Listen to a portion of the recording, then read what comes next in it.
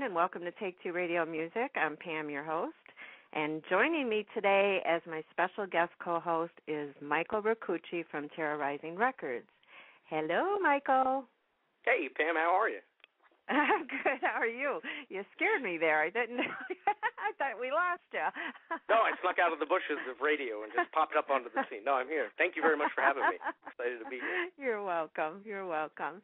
I know we're both super excited to have our guest today. She's an award-winning Danish violinist, and her name is Hanne-Berit Hahnemann. So welcome, Hanne-Berit. Thank you so much. Thanks for having me. You're welcome. How's things going for you today? Have you been working hard?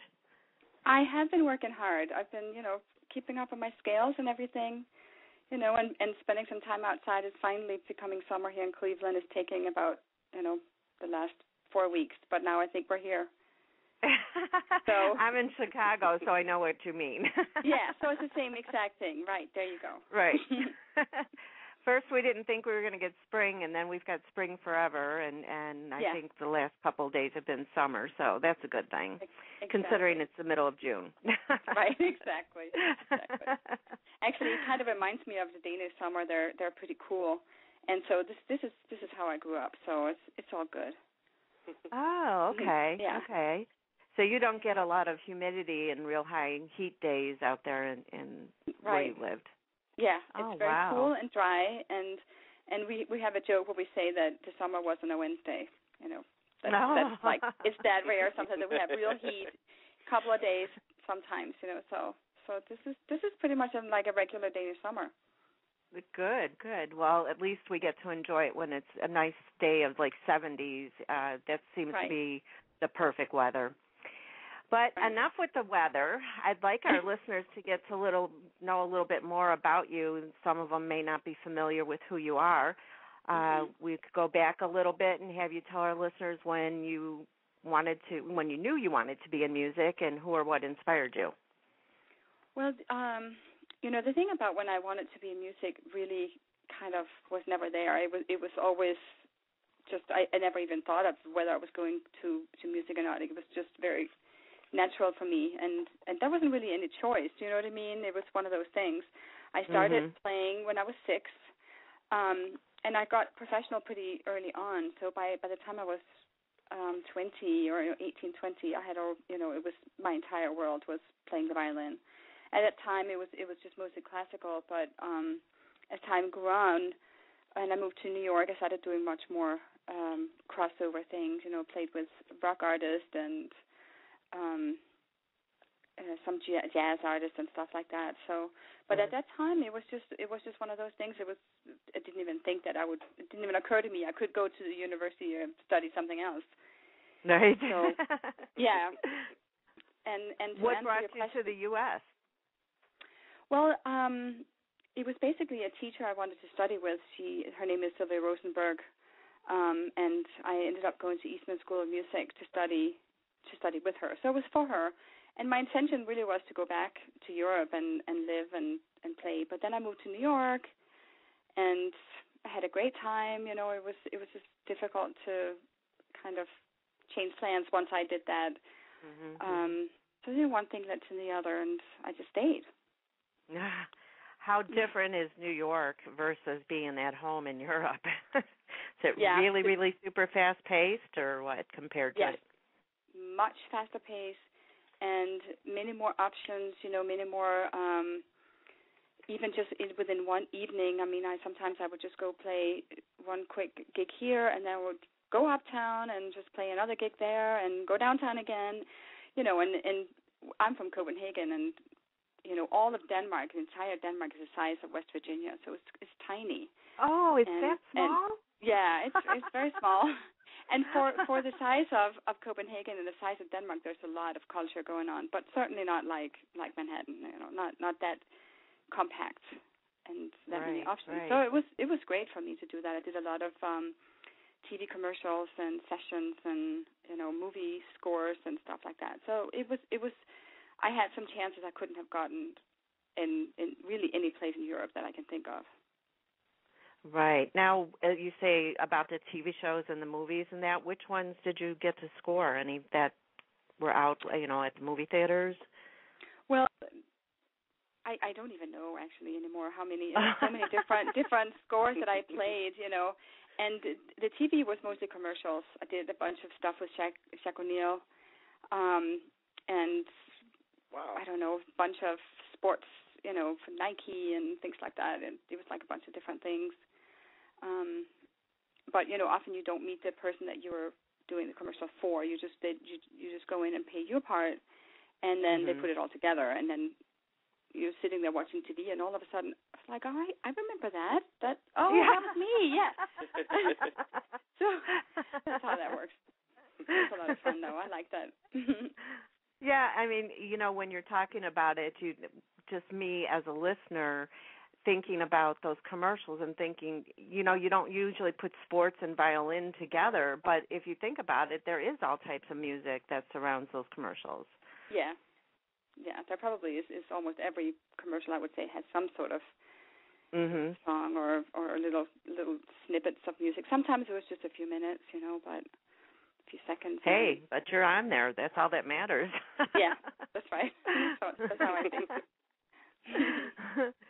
Well, you've traveled all over the world and performed with artists like Elton John, Luciano Pavarotti, Josh Groban, Barry Manilow. There's so many different genres that you played with. How do you get connected with them? It's usually a contractor in the city where you are who, they will, it's basically their people talk to me, my people type of thing, Like Aretha Franklin would come into Radio City Music Hall and play a concert and wanted a violin or strings or whatever, and so there was a certain contact person in Manhattan that she would typically call, or that her MD would call, and then they would hire me for it. And the same thing goes here in Cleveland, where I live now.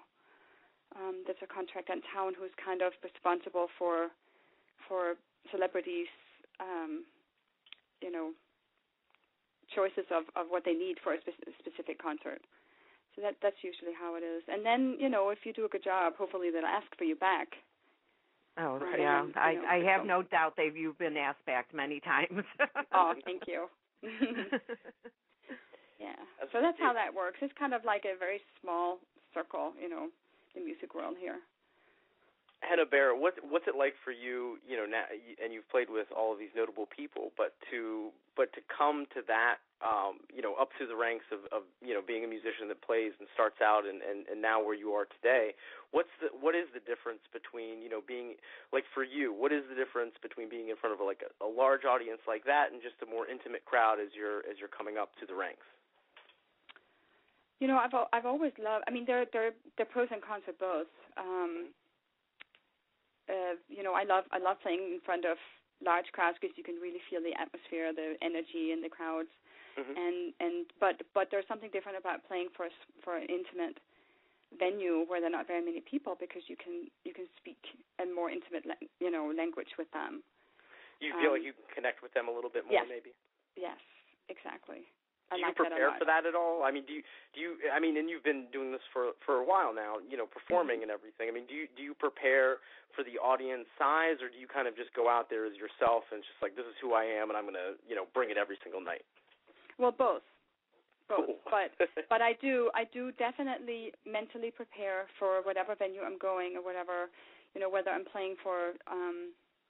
Like I did last summer, I remember did a beautiful piece for solo violin and dance, and it was like two dancers and me, and we played 4 or 5 different venues. It was very intimate and different for me because it was dance and I was with them. It was a little bit distracting, but at the same time a very different sort of experience for me. And I definitely mentally prepared for that, having to make sure that I stayed focused on what I had to do, even though they were like dancing right around me and everything on stage. So just making sure you're always focused on what it is exactly you want to say. So in that case, I wanted to speak through them, with them, and to the audience. So that's something I practice beforehand, or I keep in my mind and my soul before I go out, for sure. No, and that's very cool. You play so many different types. I'd have to imagine types of music. I'd have to imagine that the audiences, do they play a role in what you choose, because your range and the dynamics that you play are so diverse?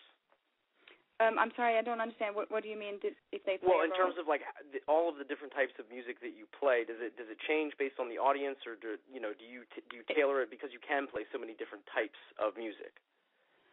Well, it changes. I mean, the energy changes, all depending on what I do. Because if it's classical music, the audience is kind of trained to be quiet, and not to be very involved outwardly.